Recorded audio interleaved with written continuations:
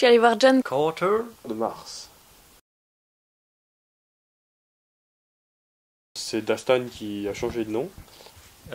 qui rencontre le père de Malcolm dans Malcolm in the Middle. qui, avec l'aide d'un accessoire extraterrestre, il va se retrouver projeté sur Mars.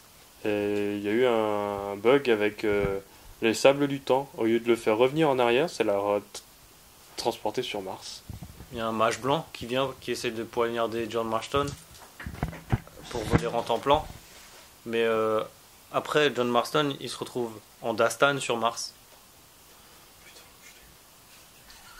Bah attends, il ressemblait grave à Dastan, je veux dire. Ça, c'était ma blague, quoi. Bah attends, tout le monde, moi, la première fois que j'ai vu c'était Dastan. Hein. Et là, bon, il va pas trop comprendre ce qui se passe au début, et puis ensuite il va faire la rencontre du peuple. Bah après, la logique veut que c'est des Martiens. Et d'une fille qui va évidemment avoir envie de se faire. Après, Dastan, il fait des bonds de fou, on sait pas trop pourquoi. Mais après, ils disent que c'est parce qu'il est sur Mars. Mais j'ai pas trop bien compris. Et du coup, ben, vu que sur la planète là, ils ont des problèmes, ben, il va essayer de sauver le peuple, la fille et la planète. Et donc il découvre la vie sur Mars. J'ai vraiment beaucoup aimé la fin. La fin, C'était super génial parce que John Carter, sur la fin, il fait un plan de malade et ça, c'était vraiment trop cool. Mais comme j'ai pas le droit de faire de spoil, ben, faudra que vous alliez voir le film. parce qu'à un moment, ça se termine. Oui. J'ai aussi beaucoup aimé le chien tout moche, là, qui le suit partout. J'aimais le chien. Le chien, il avait trop la classe. Si on pouvait avoir des chiens comme ça serait cool. Et puis surtout les décors et les personnages, ils étaient en image de synthèse et ils étaient vraiment super bien faits. Et ce que j'aime par-dessus tout, c'est ça.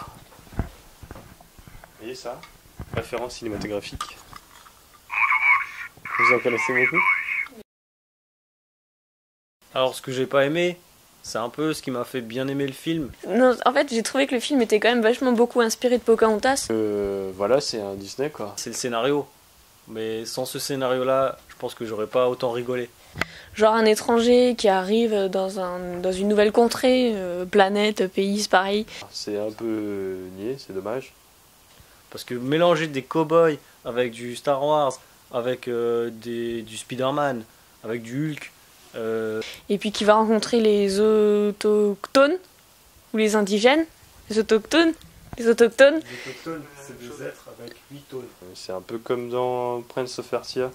Et puis après faire un cliffhanger de ouf et rajouter une fille qui sert à rien avec une couche de Dastan et voilà.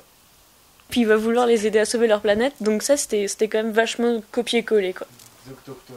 Non, comme dans Prince of Persia. Ben, ils ont cassé le mythe en faisant le film. Et là, j'ai pas lu le bouquin, mais je pense que j'aurais été déçu par la vision de Disney quoi. Virginie. Virginie! C'était carrément mieux quand je le disais moi.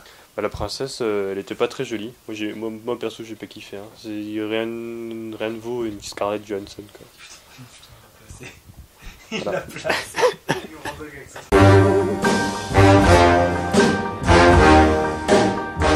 Et j'ai fini.